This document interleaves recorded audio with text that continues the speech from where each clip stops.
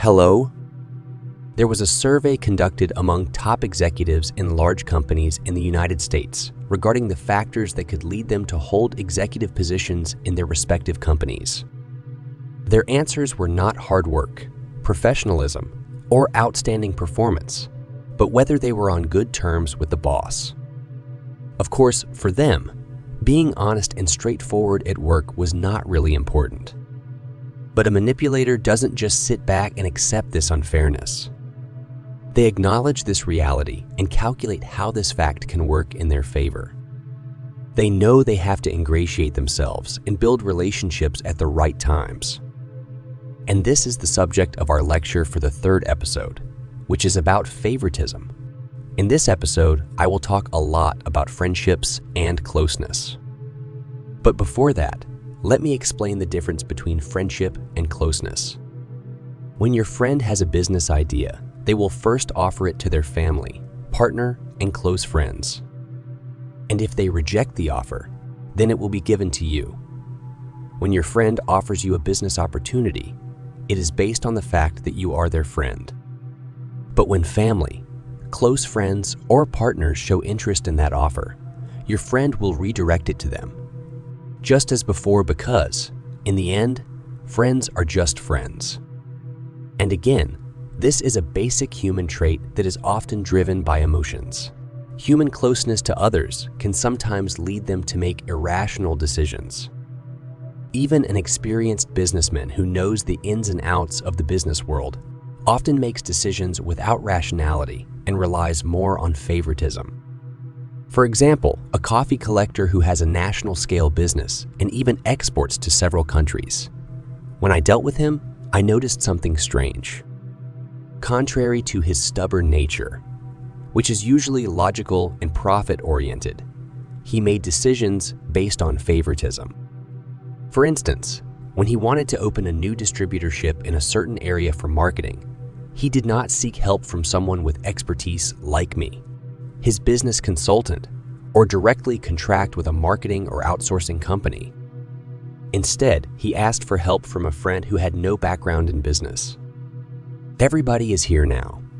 At that time, we had an issue regarding expedition access to transport coffee seeds in rural and mountainous areas.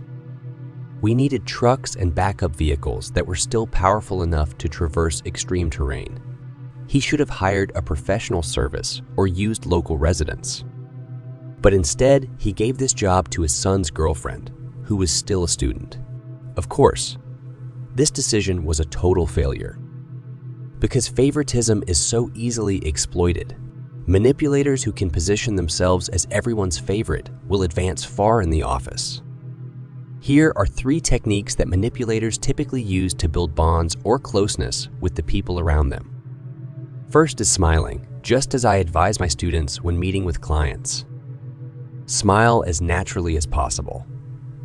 Now, think of the 3 people you know as the most popular in their surroundings. You'll realize that these 3 people often smile. It's because they subconsciously understand that a smile can make the people around them more comfortable and make them appear lively. However, you may also notice that a forced smile can make people uncomfortable and suspicious.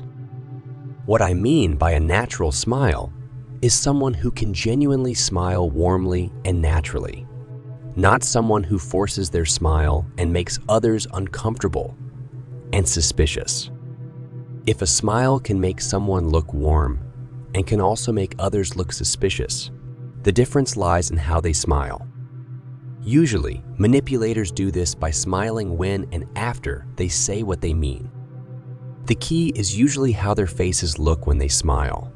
They smile when they take a breath and will say something afterward. Look into the person's eyes, maintain eye contact, and hold your smile for 2 seconds after you finish speaking.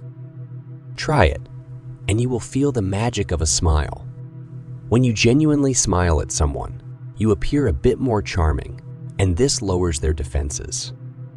The second technique is asking if you like to be praised. Most people will say no, but in reality, almost everyone likes to be praised. I mean, everyone likes to be praised, but not with compliments that are too obvious and straightforward. Because when praise is delivered sincerely, it can touch people's hearts. Manipulators do this by praising everything you do without you even realizing it. But please, do not use this knowledge for malicious purposes. When was the last time someone followed your advice? It's been a long time, right? Or maybe almost never. Why is that? It's because people hate taking advice. Because when they take advice from someone else, it's like admitting that they are dumber than the person giving the advice, which means they acknowledge that they cannot solve their problems.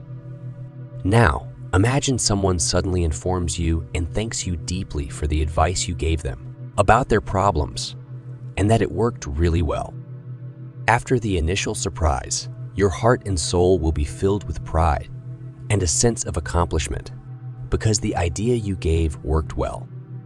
And without realizing it, deep down inside, you'll feel like when your friend followed your advice and succeeded, they gave you recognition that you are smarter than them. That's what manipulators call unconscious genuine praise, because with this method, it's as if the manipulator can satisfy their target's ego by praising the decisions and ideas they came up with. They do it honestly and without fading. Have you ever experienced the example above? Try it back with them and see the effect. The third technique is asking them about their achievements or something they are proud of, and then listen. Why do I say this? Let me give you an example right away. Do you remember the coffee distributor I mentioned at the beginning of the episode? Well, I told him that he had a problem with one of the clients in the coffee shop industry. Then I tried to prepare a lot of questions and approaches for the negotiation to find a solution. But when I arrived at his office, I was shocked because the great businessman I usually met was not there. His appearance was messy. He had long hair, tattoos, and was tall and big. In short, he was completely different. And furthermore, his welcome was not very warm. I was already intimidated from the beginning. I couldn't carry out my prepared plans and strategies. Because of my confusion, I searched for a topic and found a simple one. I asked him, "Sir, how can dressing like this have such a big coffee industry?" And without my prediction, this question struck a chord with him. After that, for 2 hours, he told me about his struggles and sacrifices to make his industry this big. I couldn't tell all of them, but he told me everything with great pride. After he finished the story, he invited me to lunch, and right then and there, he signed a contract to continue his coffee distribution, and he also contracted me to be his business consultant. At that time, I didn't realize how powerful favoritism was, because that negotiation went very well, but not because of my skills, but because he liked me just because I asked him a simple and interesting question.